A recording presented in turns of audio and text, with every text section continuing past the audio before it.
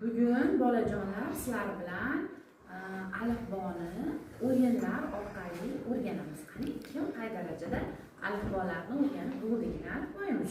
Xo'p, berilgan harfga kim birinchi so'z aytsa, o'sha orqa tomonga o'tib g'olib bo'ladi. Yutqizgan o'quvchi joyiga o'tiradi. Tayyormisizlar? Boshlaymiz. Ayat Boburxo'ja. Elak. Varrak. Soat. Daraxt.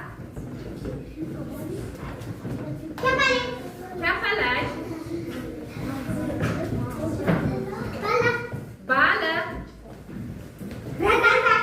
Randa. Boburxo'ja birinchi aytdi.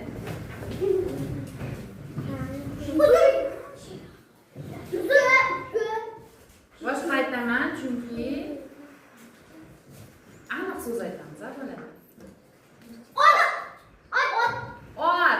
Ot. Qayerdaning? It. Qayerdaning? Fil. Barakalla. Tayyorlaning. Yo'lbars. Mana bolalar, ikkita o'quvchimiz qolishdi. Bulardan endi g'oliblarni aniqlab olamiz. Ikkita o'quvchi qo'shamiz. Qani tayyormisizlar?